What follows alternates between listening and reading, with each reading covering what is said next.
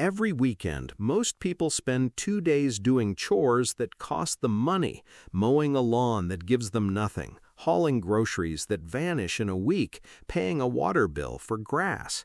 And every one of those weekends, a small percentage of stubborn, practical people are quietly building something that pays them back inside 30 days and keeps paying for the next 20 years.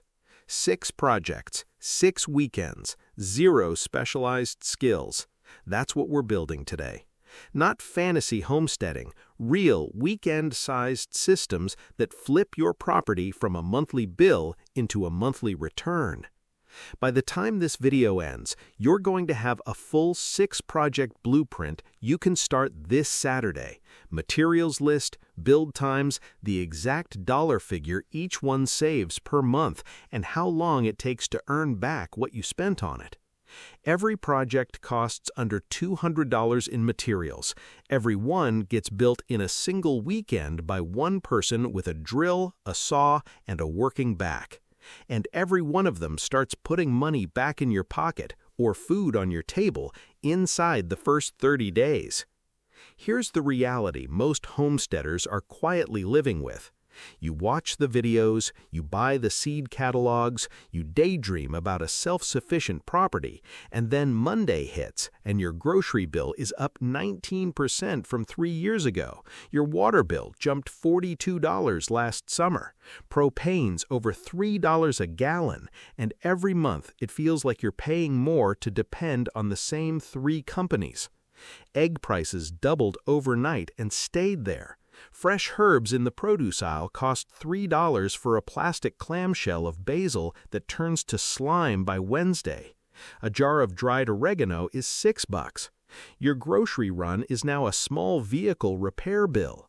And meanwhile, the property you own, the actual land you paid for and pay taxes on, sits there producing nothing. Grass, weeds, maybe some tomatoes in July if you're lucky. That's the setup, and the setup is broken. And here's what nobody tells you. It's not your fault. The reason your property isn't paying you back isn't laziness. It isn't some magic homesteading gene. It's that every model you've been sold, the fancy raised bed kits, the industrial coops, the $400 water tanks, the prefab greenhouses, was designed by companies that profit from you thinking small homesteading requires their expensive gear. It doesn't. The truth is, you can build systems this weekend out of lumber and buckets and cinder blocks that outperform anything on the shelf at the big box store. The gap between you and a self-sufficient property isn't equipment, it isn't acreage, it isn't money. It's 6 specific weekend projects that nobody is putting in front of you because there's no product margin in a rain barrel. None of what I'm about to show you is new. Every single one of these projects was standard equipment on rural properties before World War II. Rainwater catchment fed the average American farmhouse for the first 300 years of European settlement. Indoor plumbing tied to a municipal line wasn't standard until the 1940s. Chicken tractors were called colony coops and pulled behind a mule in Kansas wheat country in 1912. Rocket stoves are a modernized version of the Korean ondol and Chinese kang, both over 1,000 years old.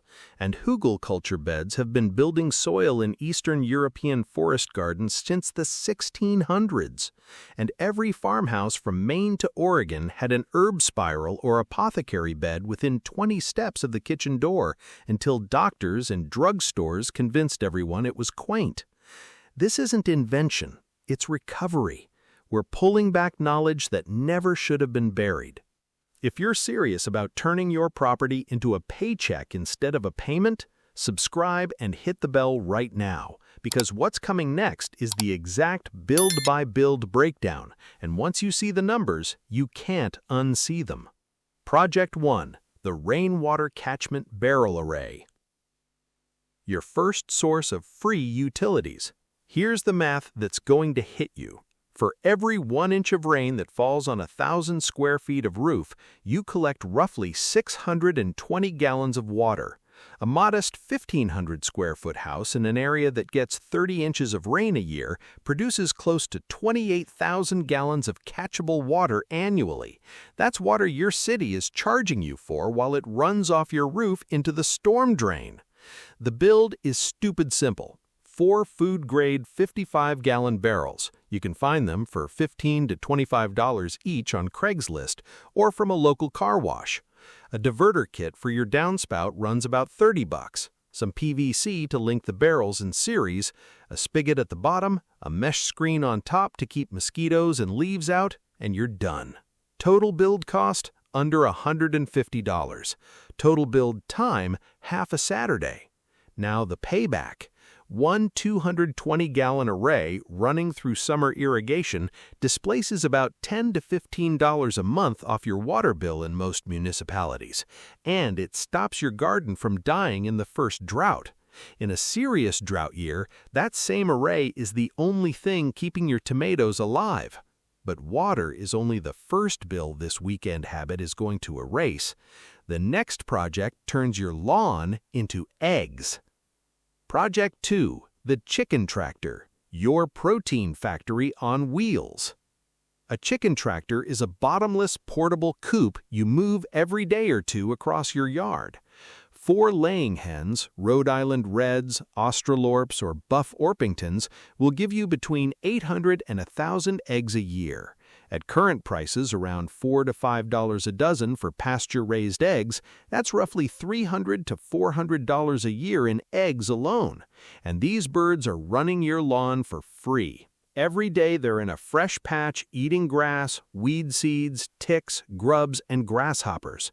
Your feed bill drops by about 30% versus a stationary coop. Your fertilizer bill drops to 0 because they're spreading manure exactly where you'd want to grow next year, and your grass gets mowed and debugged in one pass. The build is a 4x8-foot frame out of 2x2s, hardware cloth on the sides, a plywood nesting box on one end, 2 lightweight wheels on the back, so one person can drag it. Materials, around $120 if you buy new lumber, less than $60 if you scavenge. Full build in a weekend. Your first eggs land inside 30 days if you buy point-of-lay pullets. Grocery store egg spending, gone, and the birds are earning their keep by Friday of the first week. The next project takes the last thing you're still paying the utility company for and cuts it in half. Project 3, the Rocket Stove Cooker. Project 3, the Rocket Stove Cooker, your outdoor kitchen that laughs at propane. A rocket stove is a small, brutally efficient combustion chamber that burns twigs and small branches with a fraction of the wood a normal fire needs. The design routes airflow through an insulated J-tube, and it burns so hot and so clean that you can cook a full meal on a handful of pencil-thick sticks. 16 concrete blocks or fire bricks, a piece of steel plate for the cooktop, some perlite or wood ash insulation packed around the burn chamber, and you have an appliance that costs somewhere between $40 and $70 to build. Time-wise, this one's the fastest on the list. 3, maybe 4 hours if you don't stop for coffee. Now the money. If you're doing summer canning, bread baking, big batch soups, or you can shift even a third of your cooking outdoors from Memorial Day to October, you're offsetting $15 to $25 a month in propane or electricity. A 20-pound propane tank refill is running close to $25, and canning a batch of tomato sauce indoors will burn through it in an afternoon. The rocket stove burns yard trimmings you were going to haul off anyway. Free fuel, free fire, free food. First month savings will pay the build back before Labor Day. But cooking food is only useful if you have food to cook. So the next project makes sure August's harvest lasts you all winter. Project 4, the Solar Food Dehydrator. Project 4, the Solar Food Dehydrator, your harvest preserver that runs on sunlight. Every August, the same tragedy plays out on 10 million American properties. The garden explodes, the tomatoes go feral, you can't eat them fast enough, and half of it rots on the counter or dies in the fridge. A solar dehydrator ends that story. The build is a plywood box, roughly 3 feet long, angled towards the south, painted flat black inside with a sheet of clear polycarbonate or old glass on top and a screened tray inside for whatever you're drying. Air comes in a low vent, warms in the black box, rises over your produce, and carries moisture out a top vent. That's it. No electricity, no filaments, no thermostat. Materials, $75 to $100 if you buy the polycarbonate new. $20 if you scavenge an old storm window. Full build in a weekend. Now the payback. Store-bought dried apple slices run $8 to $12 a pound. A pound of dried herbs, oregano, thyme, sage, will cost you close to $40 in the spice aisle. One weekend of drying in August replaces $60 to $100 of pantry spending, and you have jars of tomatoes, apples, mushrooms, peppers, and herbs on the shelf through the following spring. First jar you fill, you've already made your money back, and the next project decides whether that garden is worth harvesting in the first place. Project 5. The Hugelkultur Raised Bed. Project 5. The Hugelkultur Raised Bed, your decade-long garden battery. Hugelkultur, pronounced Hugelkultur, is a raised garden bed built on a base of buried wood. You dig a shallow trench, pile in logs and branches, cover them with leaves, grass clippings, kitchen scraps, and finished compost, then cap it all with topsoil. What you're building is essentially a slow-release sponge. Rotting wood underground holds moisture like a wet towel and feeds nutrients to the roots above for 6 to 10 years without you adding a thing. In year 1, you plant it and get a normal harvest. By year 3, that same bed is outproducing every conventional raised bed on your property because the wood is decomposing and releasing nutrients right on schedule. Real yields? A 6-foot by 3-foot Hugelkultur mound can push out 150 to 200 pounds of vegetables in a season, and it needs almost no watering once established. That's massive. Materials cost you $0 if you have brush to clear or you scavenge fallen limbs from a neighbor's yard. Store-bought garden bed soil for a comparable footprint runs $80 to $120 per bed per year. This one costs a weekend of your back and lasts a decade. 30-day payback is the first salad you eat out of it. Figure $15 to $25 of grocery aisle produce in your first month. The last project on this list ends the priciest aisle in the whole store. Project 6. The Herb Spiral Apothecary. Project 6. The Herb Spiral Apothecary, your kitchen and medicine cabinet in one round bed. An herb spiral is a stone-stacked mound about 6 feet across and 3 feet tall that winds a growing surface up in a spiral, giving you sun-soaked dry ground at the top and shady moist ground at the bottom. In one small footprint, you can grow rosemary, thyme, sage, oregano, chives, parsley, basil, mint, chamomile, lemon balm, calendula, and echinacea. 12 varieties in the space a single tomato plant takes. The build is a weekend with a wheelbarrow and a shovel. Stack field stones or cinder blocks in a rising spiral, fill with soil, plant, and mulch. Total cost, $30 to $60 if you buy stone, free if you have rocks on the property. Now the numbers that matter. A single grocery aisle plastic clamshell of basil is $3 to $4 and rots in a week. A jar of dried oregano runs about $6. Loose herbal tea is $30 a pound. Echinacea tincture, if you buy it, is $15 for a 2-ounce bottle. One herb spiral in your first month replaces $40 to $60 of grocery aisle herbs, teas, and tinctures, and does it every month forever without another dime. 30-day payback is 1 skillet of pasta with fresh basil and 1 cup of chamomile tea before bed. That's every project, 6 weekends, 6 income streams. Now let me tell you how it played out for us. I didn't start as a believer. 3 years ago, our monthly hit list looked exactly like everyone else's. Grocery bill running about $840 a month for a family of 4. Water bill averaging $72. Propane over the summer canning months hit $200-something. Every trip to the grocery store, my wife would come home a little quieter and I'd feel a little smaller. We had 2 acres, 2 acres, and we were spending like we lived in an apartment. Then one October Saturday, I stopped scrolling homesteading videos and actually built something. Just the rain barrels, one project. Total spend $142. And a funny thing happened. The following spring, our water bill dropped $48 in the first month.